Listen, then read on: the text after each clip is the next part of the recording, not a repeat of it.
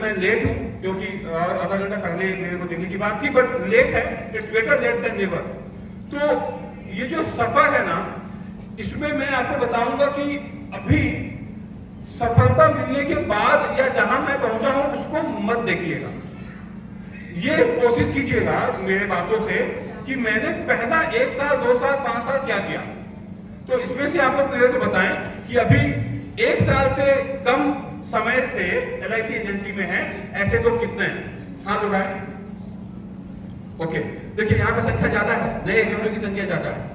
1 से लेके 3 साल, 1 से लेके 3 साल, ओके, मतलब मैक्सिमम लोग यहाँ नए हैं, राइट। तो आप ये जानना चाहेंगे कि अविनाश जायसवाल हो, चाहे जगदीश झवर जी हो, चाहे आपके पास जो भी यहाँ पे डिग्निटरीज आके स्पीच रखें, वो सभी एक CLI हैं, राइट, है ना।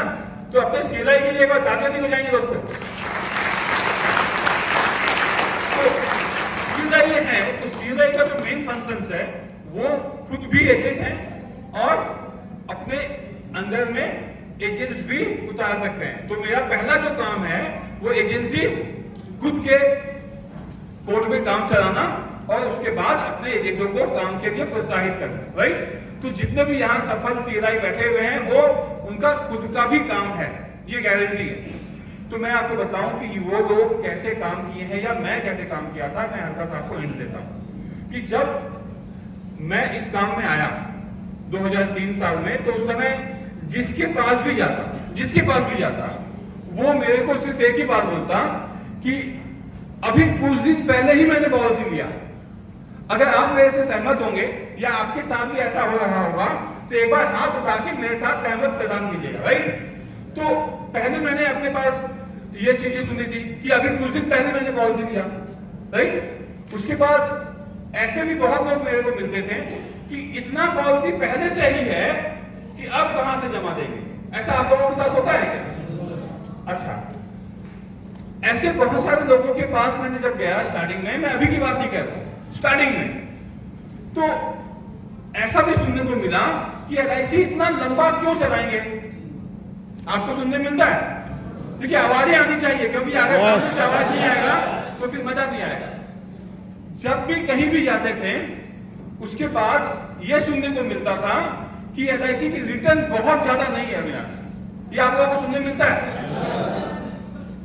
देखिए इसका मतलब हम अपने सही दर्शक के साथ बात कर रहे हैं, क्योंकि जब आपका मेरा दिल का रिश्ता मिल जाएगा ना बातों बातों में, तो फिर वो मजा आने लगेगा बातों से, राइट। तो अपने पास जो भी दर्शक हैं या समर्थक हैं या जो भी अपने भाई बंधु दीदी लोग बैठी हैं, वो मेरे जैसे ही हैं कि जितने लोगों के पास भी गए वो सबसे पहला काम मेरे को किस तरीके से ना बोला जाए इसमें फोकस रहता था।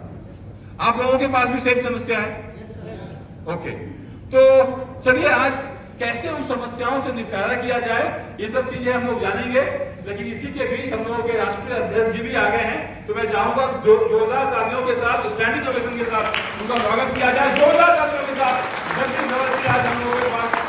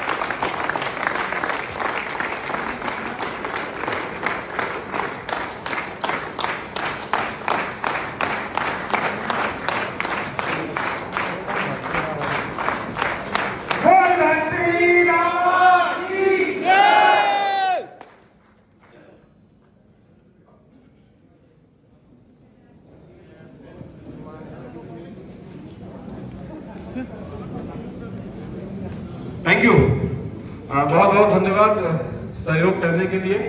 आज अपने बीच ऐसे व्यक्ति तो बैठे हुए हैं जिनको सुनने के लिए ऑल ओवर इंडिया से सभी कोई बेचैन रहते हैं। उनकी बातों से बहुत लोगों के जिंदगी में बदलाव आई है।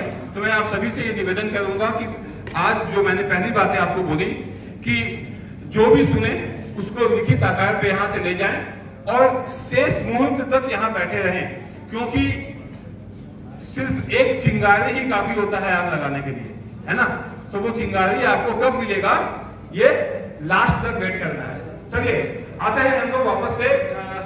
मेरा ये मानना है, जो हम आपको बोल रहे थे कि अपने सेशन पे ये जो धंधा है ये क्या है, ये पहले जानना है। जो भी आज इस काम में आए हुए हैं, पहले सबसे पहले ये समझ लें कि मंजिल तो मिल ही जाएगी, मंजिल तो मिल ही जाएगी, भटक कर ही सही। मंजिल तो मिल ही जाएगी, भटक कर ही सही। गुमराह तो वो है जो घर से निकले ही नहीं। तो आप लोग जो घर से निकले हैं, जहां तक पहुंच गए हैं, जोरदार तालियां होनी चाहिए दोस्तों कि आप लोग एक सफलता का एक कदम, सफलता का एक कदम आपने ऑलरेडी चुन लिया है ना। आप लोग सफल होने का जो पहला कदम है, सिर्फ एक ही भगवान से ख्वाहिश है मेरी, भगवान से सिर्फ एक ही ख्वाहिश है मेरी कि मेरा अगला कदम पहले से बेहतर है। तो आप लोग अपने सफलता के रास्ते पे चलने का जो पहला कदम है वो उठा चुके हैं, राइट। अभी आपको ये जानना है कि ये कदम अब दूसरा कहां रखना है, कैसे काम करने से अपने पास धंधा होगा, काम होगा। ये सभी चीजों को आज हम लोग यहाँ पे आपके सामने रखेंगे। मैं जो सबसे पहला चीज है ना जिंदगी में, आपको ये बताना चाहता हूँ कि जिंदगी में ना दोस्तों, जो भी होता है, जो भी होता है वो अच्छे के लिए होता है। जो भी होता है, आज अगर हम लोग स्टार्टिंग में लोगों के पास गए, लोगों से बात किए, लोगों ने मेरे को ना बोला, तो वो भी अच्छे के लिए ही है। दोस्तों मैं एक चीज आपको बताना चाहूंगा। एक बार अकबर और बीरबल साहब जंगल सफारी करने के लिए जा रहे थे। जंगल सफारी करने के लिए जैसे निकल ही रहे थे, वैसे अकबर साहब का सेब काटते हुए अंगुली कट गया। ठीक, सेब काटते हुए अंगुली कट गया। तो बीरबल साहब ने कहा कि सर जो होता है वो अच्छे के लिए होता है। अंगुली कट गया, खून निकल रहा है, और बीरबल साहब बोलते हैं जो होता है अच्छे के लिए होता है। तो अकबर साहब गुस्सा गए, मेरा यहाँ खून निकल जा रहा है, तुम बोल रहे हो जो होता है अच्छे के लिए होता है। तो अपने सैनिकों को बुलाए, बोले इसको बंदी बनाना, मेरा खून निकल रहा है, ये बोल रहा है अच्छे के लिए। बंदी बना दिया गया और अकबर साहब अकेले चले गए, अकेले चले गए जंगल सफारी पे। जंगल में जाते हुए जब वो गंभीर अंदर की तरफ चलते गए, तो वहां जो जंगली लोग हैं उनका उस दिन महायज्ञ चला। वहां मत बैठो, थोड़ा वो फोटो वगैरह में आएगी तो ठीक है। उनको बलि देना था किसी न किसी मनुष्य का, कहीं भी दे दो। तो वो उनको पकड़ के ले गए। उनके लिए कुछ राजा है, जो भी हो सब समान है, उनको ले गए उनका बलि देने के लिए। और जब बलि देने के लिए उनको बैठाया गया, पंडित जी को बुलाया गया वहां के, तो वो बोले कि इनका बलि नहीं दिया जा सकता। बोला क्यों? क्योंकि ये ऑलरेडी अखंडित हो गए हैं, इनका अंगुली कटा हुआ है। हमको खंडित लोग नहीं चाहिए, हमको अखंडित लोग चाहिए। तो वो वहां से दौड़ के भाग गए और वापस से जाते हुए अपने महल में पहुंचे। महल में पहुंचने के बाद वो बोले बीरबल को जल्दी से बुला। वो बोला था जो होता है अच्छे के लिए होता है। तो अच्छा वो मेरा अंगुली कट गया था, वो सही बोल रहा था, नहीं तो आज मेरा बलि हो जाता। तो बीरबल आया, बोला महाराज आप गए थे, बट मेरे भी जाने की बात थी। आप वहां खंडित हो गए थे, बट मैं अखंडित था। अगर मैं आपके साथ चल जाता तो शायद मेरा बलि हो जाता। इसलिए जिंदगी में दोस्तों जो होता है ना वो अच्छे के लिए होता है। तो आपका मेरा जो स्टार्टिंग का 1 साल 2 साल 5 साल या जितने भी LIC एजेंट हैं, उनका ना सुनना अच्छे के लिए है। जोरदार तालियां होनी चाहिए। क्यों अच्छे के लिए मैं बताऊं? क्योंकि अगर मान लीजिए कि आप जहां भी गए, जिसको भी आपने बताया पॉलिसी के विषय में, वो बोला ठीक है कर लो, किसी ने ना नहीं बोला, तो क्या होगा? तो फिर आपका मेरा जरूरत ही नहीं होगा। भारतीय जीवन बीमा निगम खुद बोलेगा कि आप ब्रांच में आओ, ले लो। एजेंटों को रखा जिसलिए गया कि ना को हाँ में बदलो और 35 रुपया ले जाओ। क्या सबसे पहला बात है, अगर समझ लीजिए कि हम आप सही दिशा में चल रहे हैं। तो आज के बाद से अगर आपको ना बोलेगा तो क्या होगा? देखिए, सबसे ज्यादा तकलीफ ना सुनने में ही तो है ना? पर सबसे ज्यादा मजा ना सुनने में है, क्योंकि अगर ना है तो हाँ का पैसा है, ना नहीं है तो हाँ का कोई अस्तित्व ही नहीं है। दोस्तों, पहला जो आज का आपको बोलना था कि अपने LIC एजेंसी में सबसे पहला काम ना को स्वीकार करना है। Accept no. जिसको ना स्वीकार करने का क्षमता अपने अंदर आ गया, उसको कभी भी तकलीफ नहीं होगा। वो इतिहास एक दिन में नहीं, लेकिन एक दिन रचेगा, ये मेरा गारंटी है।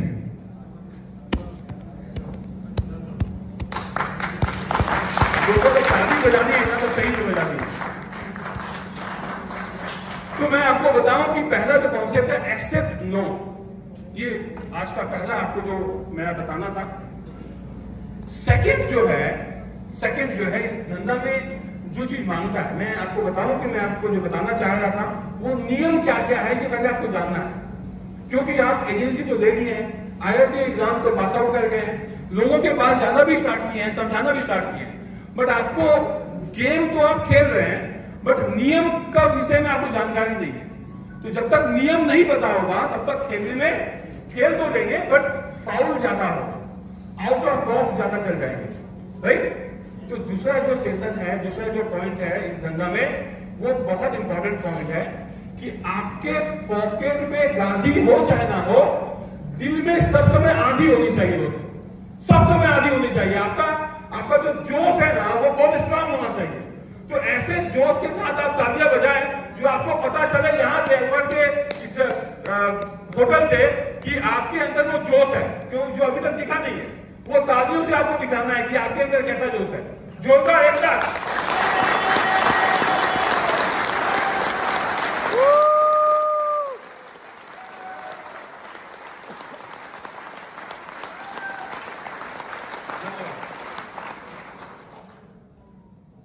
तो ये जो दूसरी चीज है ना, ये बहुत इंपॉर्टेंट है, क्योंकि आपके पास जोश होनी चाहिए कि I can do this, I can do this. जब ये चीज आपके अंदर आएगा ना, तो फिर आपके अंदर आस्ते आस्ते बदलाव दिखने लगेगा। देखिए, बहुत सारी मोटिवेशन चीजें हैं जो बोलने में बहुत ज्यादा समय लगेगी, बट मैं चाहूंगा कि आज का मैक्सिमम सेशन आप अपने राष्ट्रीय अध्यक्ष जी जो हैं, जो मोटिवेटर स्पीकर, मार्गदर्शक और जिसके राह पर टोटल भारत चल रहा है, उसको आप लोग सुने तो वो ज्यादा हम लोगों के सबके लिए लाभदायक होगा। तो मैं कुछ अपने समय को कम लूंगा, क्योंकि मैं चाहता हूं कि उनको हम लोग ज्यादा समय दें। तो मेरा जो ये दूसरा पॉइंट था, वो आग होनी चाहिए दिल में, और ये जो आग आने से आपके अंदर जो बदलाव आएगी, मैं आपको बताऊं कि देखिए, ये काम में ना दिखेगा, काम में दिखेगा। एक बार एक बिजनेसमैन और एक चाइनीज बंदा ट्रेन में सफर कर रहा था। एक बिजनेसमैन और चाइनीज बंदा ट्रेन में सफर कर रहा था। सफर करते करते एक चाइनीज मैन के पास माथा के ऊपर एक मच्छर आके बैठ गया। वो उसको फट से अंदर हाथ में पकड़ा, खा लिया। चाइना लोग तो सभी कुछ खाते हैं, तो ये बिजनेसमैन सही तरीके से देख रहा था। उसके बाद कुछ देर के बाद दूसरा मच्छर आके उसके ऊपर बैठ गया, तो वो उसको फट से हाथ में लिया और चाइना मैन को बोला कि खरीदेगा क्या? तो जब आपके पास जुनून आएगा, फोकस आएगा, काम में आप जब सब समय लगे रहेंगे ना, तो you can do business out of anything. आप कभी भी कहीं भी रहेंगे, कुछ भी कर रहे होंगे, आपको सब समय दिखेगा कि आपको धंधा कैसे करना है, राइट? ये जोश करवाता है, ये दिमाग कुछ नहीं है। जब आपके पास जोश होगा ना दोस्तों, तो आप कभी भी ना सब समय, आप चाहे ट्रेन में सफर कर रहे हो, चाहे वो घर में बैठे हुए हो, चाहे वो किसी के शादी में गए हुए हो, आपका दिमाग में चलेगा बिजनेस। तो एक अच्छा और सच्चा बिजनेसमैन सब समय अपने बिजनेस के विषय में ही सोचता है। तो एक बार आप लोग यहाँ मौजूद हैं, जोरदार तालियां होनी चाहिए। आज आप अपने बिजनेस के विषय में सोचे हैं,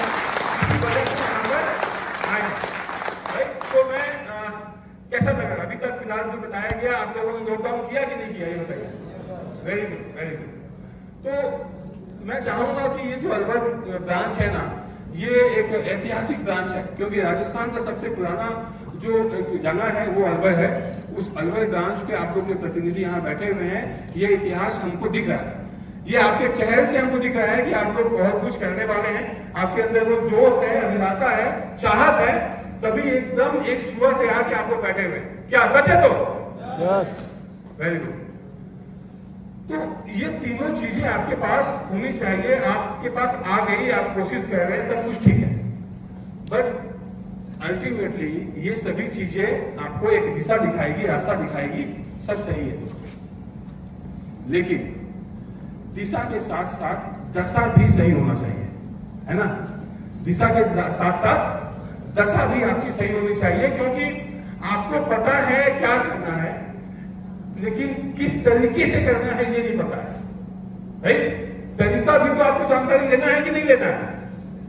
तो आज आपको ये बताया जाएगा कि क्या तरीका है, कि आज आप किसी भी चीज को काम करते हैं, कहीं भी जाते हैं, कुछ भी सोचते हैं, तो उसमें हम लोगों के फील्ड में ना सिर्फ 3 चीजें पे पूरा टोटल इंडस्ट्री टिका हुआ है। मतलब अगर आपको काम करना है तो 3 चीजों पे टिका हुआ है। पहला, लोगों को बोलना, प्रोस्पेक्टिंग बोलते हैं इसको। राइट? क्या प्रोस्पेक्टिंग हम लोग करते हैं कि नहीं? सबसे ज्यादा समस्या क्या है? प्रोस्पेक्टिंग का है। जाऊं तो जाऊं कहां? प्रत्येक दिन सुबह उठ के इच्छा तो होता है कि आज LIC एजेंट बन के निकलेंगे, लेकिन ये लगता है कि कहां जाऊं, किसको बोलूं? क्या आवाज नहीं आ रही? ये सच है कि नहीं है? तो आवाज नहीं आएगा, सामने से समझ में नहीं आएगा। तो जाऊं तो जाऊं कहां, किसको बोलूं? देखिए दोस्तों, ऐसा है ना कि हम लोग बहुत ज्यादा समय अपना सोचने पे लगाते हैं। ये मैं देखा हूं कि हम लोग ज्यादा से ज्यादा समय लगाते हैं सोचने पे। मैंने जो स्टार्ट किया था आज, वो स्टार्टिंग में मैं जहां भी जाता था वहां मेरे को ना सुनने मिलता था। आज नहीं कल। पहले इस काम में टिका तो हुआ 18 साल का बंदा, 18 साल का बंदा अभी LIC एजेंसी कर रहा है, कल छोड़ देगा। तो वो अंदर में जीत था, लोगों का ना सुनना अच्छा लगता था, क्योंकि मैंने आपको जो बताया वो मेरे को पहला दिन सिखा दिया गया था कि जहां जाओगे वहां ना सुनने मिलेगा। तो अच्छा लगने लगा। उसके बाद जब लोगों को ये बोलना स्टार्ट किए कि आपके पास 1 लाख की पॉलिसियां हैं, अच्छी बात है, लेकिन अगर 1 लाख 1,000 रुपया हो जाएगा तो क्या बहुत दिक्कत होगा? तो वो जो 500,000 रुपया का जो उसके प्रीमियम में एड ऑन था कि आप 50,000 रुपया प्रीमियम देते हैं, ठीक है, कोई दिक्कत नहीं है, बट क्या वो 500 रुपया नहीं दे सकते? ये छोटी छोटी चीजों को बोल के जब मैं वहां तक गया, पहुंचा, तो 1 बार 2 बार 3 बार लोग ना बोलने लगे, लेकिन उसके बाद एक्सेप्टेंस स्टार्ट हुआ, क्योंकि उन लोगों को ये दिखने लगा कि ये बंदा पीछा नहीं छोड़। और ये सच बात बताऊं दोस्तों, ये काम आपका पीछे लगने वाला ही है। बहुत लोगों को मैंने देखा है कि 1 बार 2 बार बोलने के बाद भूल जाते हैं कि वो नहीं कर पाएगा, लेकिन आप अगर उसको सही तरीके से फॉलो अप करेंगे, उसको 1 2 3 के बाद 4 5 बार भी उसको बोलेंगे, तो मैं आपको आश्वासन देता हूं कि वो बंदा आप जो सोच रहे हैं ना उससे उल्टा सोचेगा। वो ये सोचेगा कि ये बंदा डेडिकेटेड है, ये बंदा काम नहीं छोड़ेगा, ये बंदा मेरे पीछे लगा हुआ है, इसका मतलब ये इस काम में प्रोफेशनल है, ये अपने तरीके से काम करता है। लेकिन जो बंदा 1 बार 2 बार बोल के छोड़ देता है ना, उसको धंधा मिलने की संभावना खत्म हो जाती है दोस्तों। तो इसलिए प्रोस्पेक्टिंग में हम लोग ज्यादा सोचना बंद करें। ये हम लोग भाग्यशाली हैं, आपको पता होगा कि अभी बहुत सालों से नंबर 3 स्थान और 2 स्थान को बीट करते हुए, अभी आप लोगों को पता है वर्ल्ड का सबसे ज्यादा पॉपुलेशन कहां है? तो एक बार भाग्य होनी चाहिए दोस्तों भारत के लिए। अभी अच्छा है या खराब ये आपको पता होना चाहिए, बट सबसे ज्यादा पॉपुलेशन इंडिया है, और ये अपने लिए तो अच्छा बात है, इस इंडस्ट्री के लिए अच्छा बात है, क्योंकि जितना ज्यादा संख्या होगा, जितना ज्यादा फौज उतनी ज्यादा मौज। तो आपके फौज जितने ज्यादा होंगे उतनी मेरे पास अपॉर्चुनिटीज ज्यादा होंगी, है ना? तो आप ये भूल जाए कि कौन पॉलिसी ले सकता है, किसके पास हम जा सकते हैं। और इसके बाद कभी भी आप आंख खोलकर प्रोस्पेक्टिंग के विषय में ना सोचें। देखिए अलग अलग सबकी थ्योरी होती है, काम करने की अलग अलग तरीकाएं होती हैं, बट मैं आपको जितना मैं सीखा हूं, मैं व्यक्तिगत अपने विषय में आपको बता रहा हूं कि मैं जो करता हूं कि मेरे को जब कोई बंदा नहीं नजर आता है तो मैं अपने आंखों को बंद कर लेता हूं, तो मेरे को इतने लोग एक साथ दिखने लगते हैं ना, आप ये फील करके देखिए। अभी आप कितने लोगों को देख पा रहे हैं? अविनाश जायसवाल को देख पा रहे हैं, जगदीश जवल जी को देख पा रहे हैं, सामने मंच में जो बैठे हैं उनको देख पा रहे हैं, या यहाँ जो मौजूद लोग हैं उनको आप देख पा रहे हैं। एक बार आप आंख बंद कीजिए, देखिए आप और कितने लोगों को देख पाते हैं। विश्व में आप सबके विषय में सोच पा रहे हैं। तो प्रोस्पेक्टिंग का नियम है कि close your eyes, then think कि आप कहां जा सकते हैं। देखिएगा आपको 2-5 लोग तो एक्स्ट्रा मिलेंगे ही मिलेंगे। और दूसरा जो चीजें हैं वो अपने पास काम में लगाने की, वो है प्रेजेंटेशन, कि हम लोगों तक कैसे अप्रोच करते हैं, उसके बाद उसको समझाते हैं, उसका समझाने का तरीका कैसा है। बेसिकभाग लोग जाकर LIC के पॉलिसी को लेने के लिए आप बात करते हैं कि जीवन लाभ पॉलिसी आया हुआ है, जीवन अक्षय पॉलिसी है जिसमें आप ये जमा दीजिए यहां से मिलेगा। कितने लोग यहाँ मौजूद हैं जो LIC के करंट एक्टिविटीज के विषय में आप बात करते हैं? कितने लोग?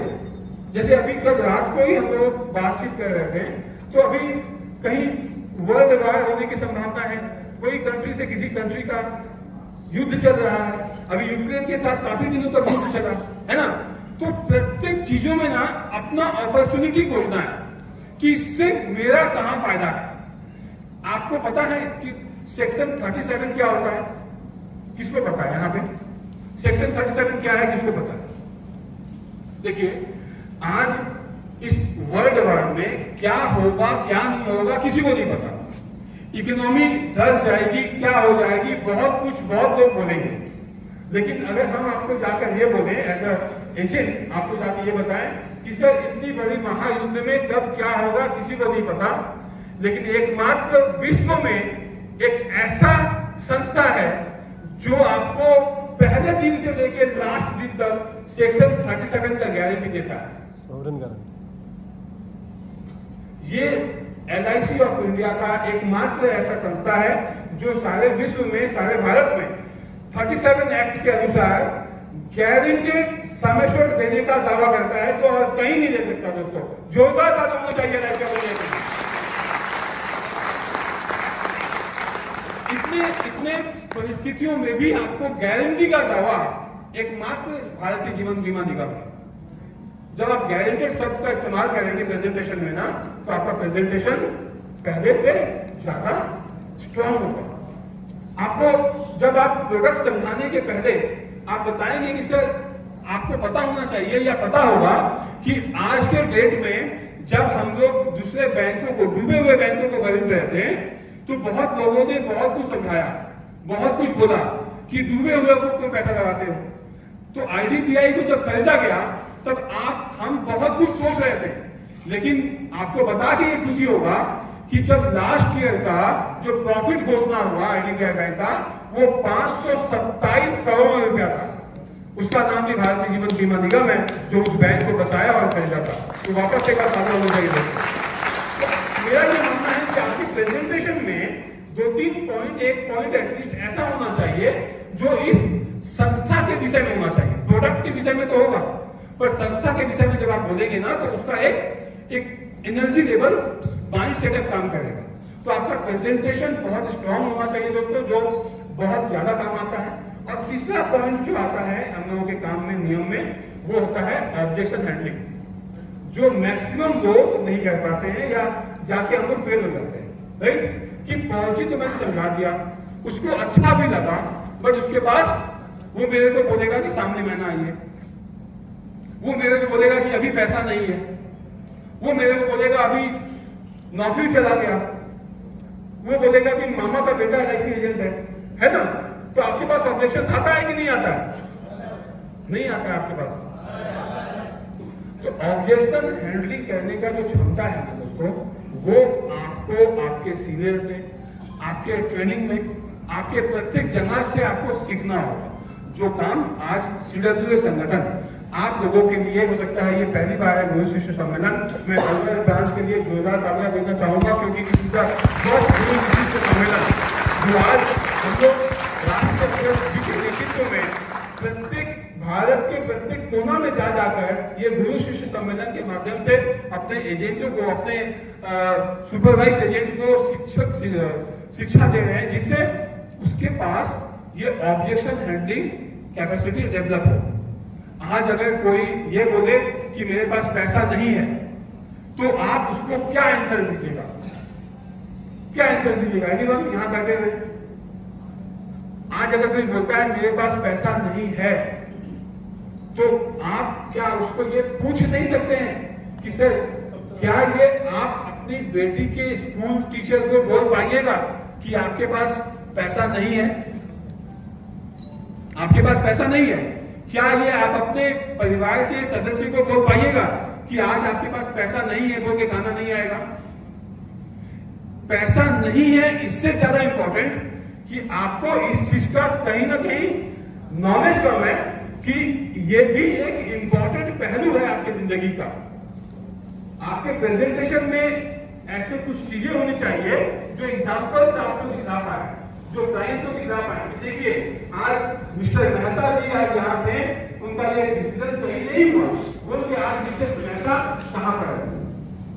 आज कादर खान जैसे व्यक्ति अपने सही समय पे फाइनेंशियल प्लानिंग नहीं कर पाए, इसी वजह से उनका जो बुढ़ापा था वो वृद्धाश्रम में कटा। तो ये चीजें जब आप क्लोजिंग के समय बोलेंगे ना, तो ये चीजें इम्पैक्ट करती हैं आपके कामों को क्लोज करने में, जो आपके पास नॉलेज के कमी की वजह से ये नहीं हो पाता। तो प्रत्येक क्वेश्चन का आंसर, जितना भी ऑब्जेक्शन है सोशल मीडिया में, ऐसा कोई ऑब्जेक्शन नहीं है जिसको बोलने से वो हाँ ना करे। तो दोस्तों आज ये संगठन आपको इतना ट्रेनिंग दे रहा है, मेरा आपसे तीसरा ये रिक्वेस्ट है कि इसके बाद जहां भी आपको मौका मिले, जहां भी मौका मिले, आप अपने CLIA सीनियर के साथ वहां ये शिक्षा शिविर लेने के लिए उपस्थित रहे। आप लोग अगर मेरे को समर्थन कीजिए तो एक बार हाथ उठा के बोलिए, इसके बाद जहां भी आप लोग ये शिक्षा शिविर सुनेंगे कि होने वाला है, वहां आप पहुंचेंगे। तो देखिए सभी CLI साथियों को मैं बताना चाहूंगा कि आपके ये साथ हैं, आप ये जो कार्यक्रम है आज का, इसको कंटिन्यू रखिए, क्योंकि यही एक ऐसा जगह है जहां से हम अपने साथियों को, अपने बंधुओं को ज्यादा से ज्यादा नॉलेज दे पाए, जिससे वो अपने धंधा को सही तरीके से क्लोज करने में उनको सहायता मिले। ऐसी बहुत सारे ऑब्जेक्शन हैंडलिंग है जो आज बोलने की समय भी नहीं है, और जिसके लिए हम लोग इतने समय से वेट कर रहे हैं, उसकी बातों को हम लोग सुनेंगे। और ये 3 चीजें अगर अपने पास रह गया दोस्तों, तो उसके साथ साथ जो सेल्स में चाहिए होता है, वो आप 3 चीज नोट डाउन कर लें फटाफट, जो हमको लगता है कि ये आपके एक्टिविटी में होनी चाहिए। देखिए नियम आपको बताएं, अगर आप नहीं मानेंगे तो सफलता ऐसा नहीं है कि नहीं मिलेगा, लेकिन समय निकल जाने के बाद मिलेगा। जितना मिलना चाहिए उतना नहीं मिलेगा, इसीलिए नियम के साथ चलें। तो पहला मैंने आपको आज बताया कि एक्सेप्ट नो को एक्सेप्ट कीजिए। सेकंड मैंने आपको बताया कि अपने जिगर में, अपने दिलों में आंधी के जैसा काम कीजिए। आपका जो फोकस लेवल है, आपका जो एनर्जी लेवल है, वो सब समय एक्टिव होना चाहिए किसी भी चीज को सोचने के लिए, सब समय आपका बिजनेस माइंडेड होना चाहिए। तीसरा चीज जो मैंने आपको बताया कि आपके प्रेजेंटेशन में, आपके प्रोस्पेक्टिंग में कभी सोचिए मत कि किसको बोले और किसको ना बोले, बोल के पछताइए। ये धंधा का नियम है, बोल के पछताना है। प्रेजेंटेशन सही से दीजिए, ऑब्जेक्शन हैंडलिंग के लिए ट्रेनिंग दीजिए। और जो लास्ट में आपको बताना चाहूंगा वो ये है कि सब समय अपने इस काम में 3D फॉलो कीजिए, बहुत इंपॉर्टेंट है, जिसकी वजह से आज मेरे टीम में, बहुत सारे टीम में बदलाव आई है। बहुत टीमों के पास जो गलतफहमियां थी वो भी दूर हुई है। बहुत एजेंट इसको नहीं मानते थे, पर जब से मानना स्टार्ट किए हैं तब से इसमें गारंटेड चेंजेस आया है। पहला जो D है वो है कि आप आप इस काम में क्या करना चाहते हैं, ये डिसीजन ले लीजिए, ये डिसीजन ले लीजिए। आज जो ज्वाइन किए हैं वो हो सकता है कि 100 पॉलिसी करना चाहते हैं, 200 पॉलिसी करना चाहते हैं, 50 पॉलिसी करना चाहते हैं। जो भी आप ऐसा काम करना चाहते हैं उसको पहले डिसीजन लीजिए कि हाँ ये हम करना चाहते हैं। यहां पर मौजूद कोई ऐसे व्यक्ति हैं जो MBRT हैं, MBRT है, देखिए है तो पूरा उठाइए, आधा तो नहीं है कोई। ओके, तो आप सभी MBRT हैं, क्या आप नहीं चाहते हैं कि मेरे को MBRT बनना है? क्या चाहते हैं आप लोग? तो अगर आप लोग चाहते हैं दोस्तों, तो ये सबसे पहला जो चीज है, अभी बहुत लोगों से जब हम बात कर रहे हैं तो मेरा ये मानना है कि अभी भी मैं MBRT के विषय में बताऊं कि लास्ट ईयर मेरे टीम से 4 MBRT थे, इस साल ऑलरेडी 3 MBRT हो चुके हैं, 2 कगार में हैं और अभी टोटल 10 MBRT का इस साल का प्लानिंग है। तो आज के डेट में अगर ये बात सुनने के बाद तालियां ना बजे तो कहीं आपका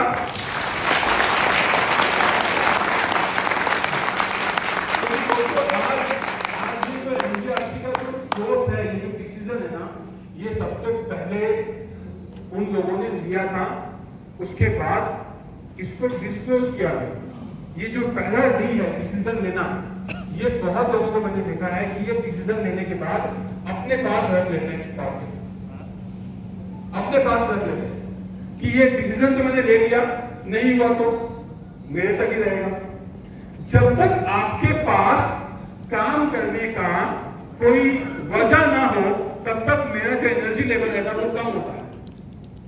कैसे मैं बताऊं कि जैसे अगर आप किसी रास्ता में चल रहे हो रात को 12 बजे और आपके पीछे कोई कुत्ता लग जाए तो आप क्या कीजिएगा?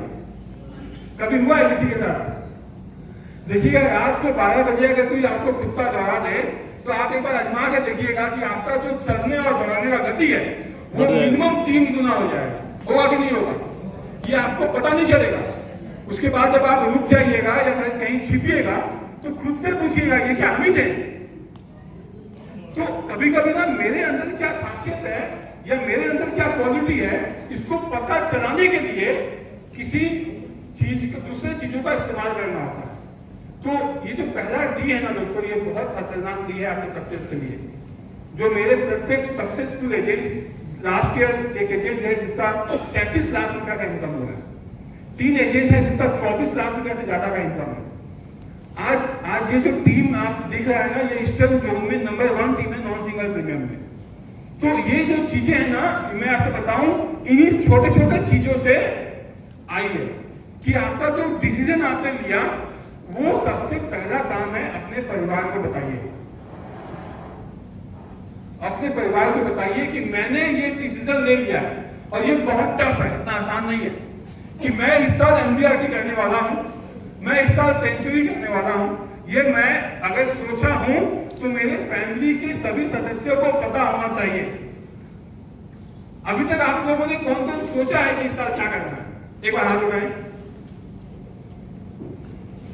देखिए, अभी तक तो मैक्सिमम लोगों ने सोचा ही नहीं है कि करना क्या है। अच्छा, सोचने के बाद जिन्होंने सोचा है वो अभी तक अपने फैमिली मेंबर्स को बोले हैं, ऐसे कितने लोग? देखिए, बहुत कम है। आप एक चीज समझ लीजिए कि ये एक बहुत ही गजब का नियम है कि अपने डिसीजन को अपने फैमिली मेंबर्स को बोलना स्टार्ट कीजिए। आपको ये लगेगा ना, ये एक अद्भुत मैजिक है।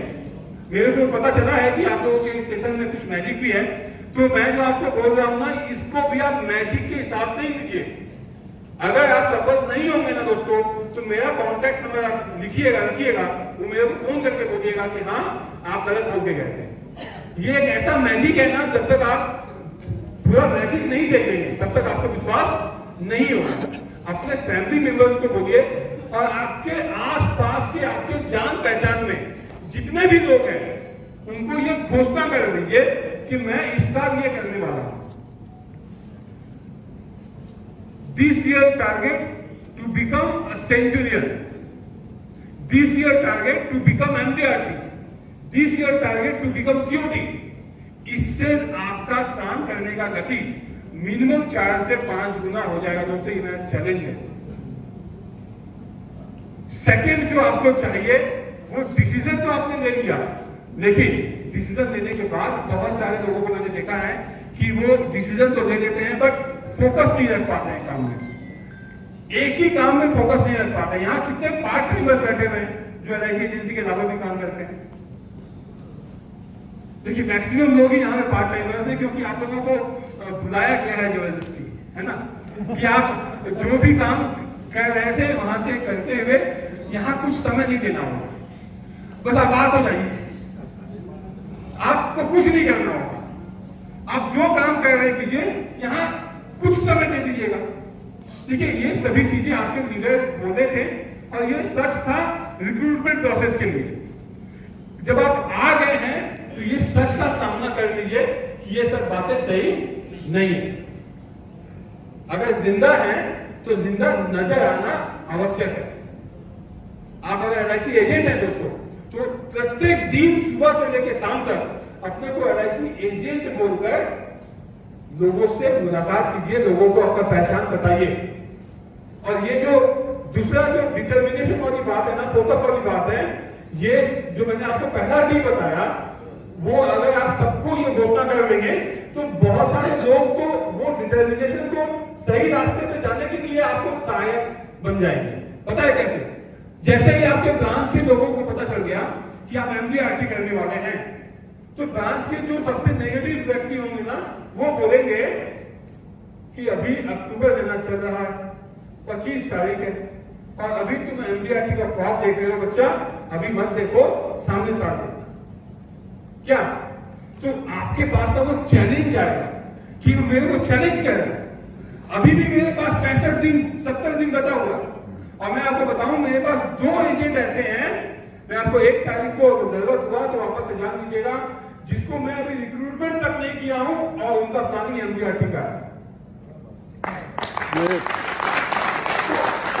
तो एक दिन में नहीं आता है दोस्तों, लेकिन एक दिन आता है। वो एक दिन ना बहुत दिन पहले हो जाता है। कलकत्ता में हावड़ा ब्रिज किसने देखा? कोई देखा? भैया ने देखा है। हावड़ा ब्रिज बना था 1943 में, ये सबको पता है, आप गूगल में सर्च कीजिएगा तो मिल जाएगा।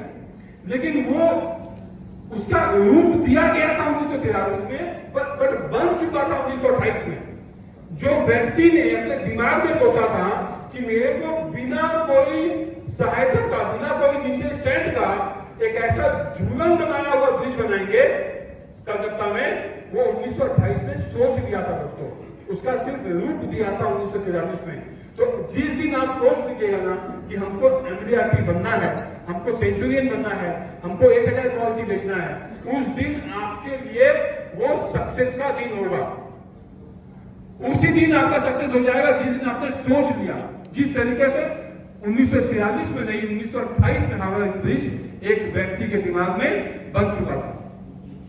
तो मैं आप सभी से ये उम्मीद करता हूं कि आज अलवर ब्रांच के जितने भी CLI बंधु ने ये अपना टोटल योगदान दिया है इसमें, इसका जो भी रूप आप यहाँ से सीख के जाएंगे, जो भी जानकारी लेके जाएंगे, उसको आप इस्तेमाल करेंगे। सिर्फ सुन के जाना, नॉलेज को लेना यहाँ पे कोई काम आने वाला नहीं है जब तक आप उसका इस्तेमाल ना करें। तो आप यहाँ से जाकर इस्तेमाल करें। और एक ऐसा संस्था है जो मैं एकदम शेष करने के खत्म करने के पहले बताना चाहूंगा कि एक गांव था दोस्तों, उस गांव में नियम था कि 5 साल तक राजा घोषित किया जाता था एक दिन को। और नियम ये था कि राजा बनाया किसको जाए? हाथी अपने सूंड पे माला लेके आते थे और उस माला को जिस व्यक्ति के गला में फेंकते थे वो व्यक्ति आने वाले 5 सालों के लिए राजा हो जाता था।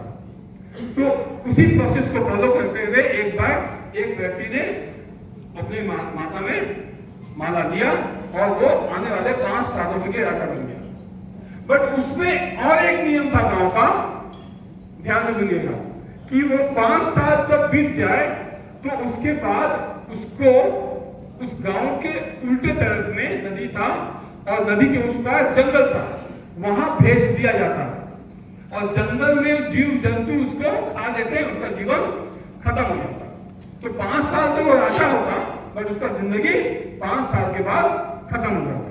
तो ठीक उसी प्रकार उसके साथ भी होने वाला था। वो 5 साल अपना राजसिक किया, फिर उसके बाद नदी की तरफ गया। जो नाविक जो उनको नदी पार करवाने वाला था वो बोला राजा साहब बैठ जाइए, चलते हैं। तो राजा साहब बैठ गए। बैठने के बाद जब नाविक उनको नदी के उस पार ले जा रहा था जंगल की तरफ, तो नाविक आश्चर्य हो गया और वो पूछने लगा कि राजा साहब पिछले 25 सालों से मैं बहुत सारे राजा को उस जंगल में छोड़ने के लिए गया हूं, बट आप पहले राजा हैं जो हंसते हुए जा रहे हैं, आपको डर नहीं लगता, आपका जान जाने वाला है। तो राजा हंसते हुए उत्तर दिए कि नाविक, जिस दिन हाथी ने मेरे माथा में माला डाल दिया था उस दिन मेरे को पता चल गया था कि मैं सिर्फ 5 साल के लिए राजा हूं, और यह भी पता था कि 5 साल के बाद मेरे को कहां भेजा जाएगा। तो जब मैं राजा बना तो मेरे हाथ में सब कुछ था, मैंने वो सभी सुविधाएं उपलब्ध की जो इस गांव में मिलता था वो उस जंगल में भी मिले। जितने जंतु जानवर थे सबको मैंने वहां से हटवा दिया, रास्ता बना दिया, महल जैसा वहां भी एक उपलब्धि करवा दिया, जिससे मेरे हाथ में जो जो था वो मैंने करवा दिया, क्योंकि मेरे को पता था कि मैं 5 साल बाद कहां जाने वाला हूं दोस्तों। ठीक उसी प्रकार से आपको हाथी ने माला पहना दिया है। अब 5 साल आप कैसे बताएंगे, कैसे जिएंगे, ये किसके हाथ में है?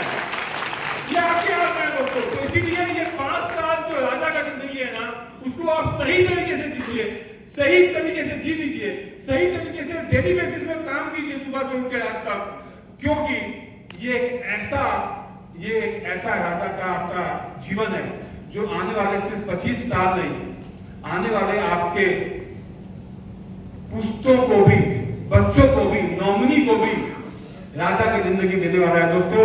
ये संस्था का नाम है भारतीय जीवन बीमा निगम।